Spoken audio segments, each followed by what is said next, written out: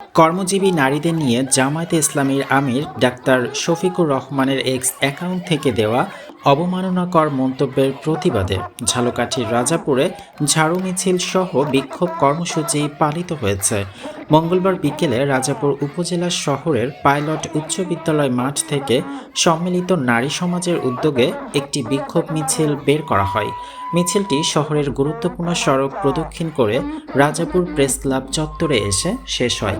পরে সেখানে এক প্রতিবাদ সমাবেশ অনুষ্ঠিত হয়।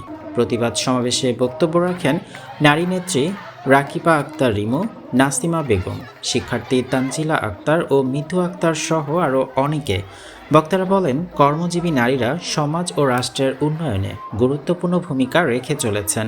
নারীদের শ্রম, আত্মত্যাগ ও সম্মানকে অবমূল্যায়ন করে দেওয়া এ ধরনের মন্তব্য শুধু নারীদের নয়, পুরো সমাজকেই অপমান করার শামিল। তারা অভিযোগ করেন, সামাজিক যোগাযোগ মাধ্যমে দায়িত্বশীল ব্যক্তিদের এ ধরনের বক্তব্য নারীদের প্রতি বিদ্বেষ ও অসম্মানকে উস্কে দেয়। সমাবেশে বক্তারা অবিলম্বে ওই মন্তব্য প্রত্যাহার করে প্রকাশ্যে ক্ষমা চাইতে ডাক্তার শফিকুর রহমানের প্রতি আহ্বান জানান। একই সঙ্গে ভবিষ্যতে নারীদের সম্মানহানিকর বক্তব্য থেকে বিরত থাকার জন্য রাজনৈতিক ও সামাজিক নেতৃবৃন্দের প্রতি দাবি জানান তারা। যেখানে জামাত শিবির ক্ষমতায় না আসার আগেই মহিলাদের বেশ্যাবৈরা অপহৃত করে, সে জামাত কিভাবে ক্ষমতা আসলে মহিলাদের রাস্তাঘাটে চলতে দিবে? না আসার আগেই মহিলাদের বেশ্যা বলে, মেয়েদের বেশ্যাবৈরা অপহৃত করে, সে জামাত কিভাবে ক্ষমতা আসলে মেয়েদের চলাচল করতে দিবে রাস্তায়? মেয়েদের বেশ্যা বলা কি এত? যে জামাত মুখে ভালো মানুষের পর্দা লাগিয়ে ঘুরে, সময় হয়েছে তাদের পর্দা ছিঁড়ে দেবার। এই ধর্মের দোহাই দিয়ে তারা মুখে স্বাধীনতা চাই, আমরা সম্মান চাই। জামাত শিবির ক্ষমতায় যাওয়ার আগে আমাদের এইসব আজে বাজে ভাষায় কথা বলে, সেই জামাত শিবির যদি ক্ষমতায় যায় তাহলে যে আমাদের কি হবে সেটা তো এখনই বোঝা যাচ্ছে। আমরা নারী, আমরা দেশের শক্তি, আমাদের ত্যাগের একটা পারবো না।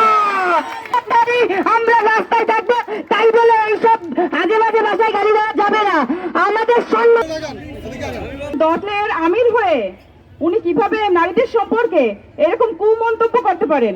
আমরা এই মন্তব্যের তীব্র প্রতিবাদ জানাই এবং আমরা এর বিচার হোক, উনি আমাদের কাছে ক্ষমা চান।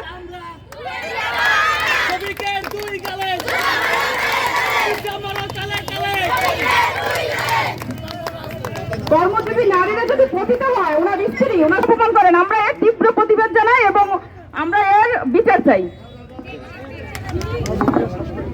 একটি দলের প্রধান, জামাতের প্রধান যদি নারীদের বলতে পারে নারীরা পতিতা, নারীরা বিশ্ববিদ্যালয়ের বেশ্যালয়, তাহলে এই জামাত শিবির যদি ক্ষমতায় আসতে পারে তাদের তখন অবস্থা কি হবে?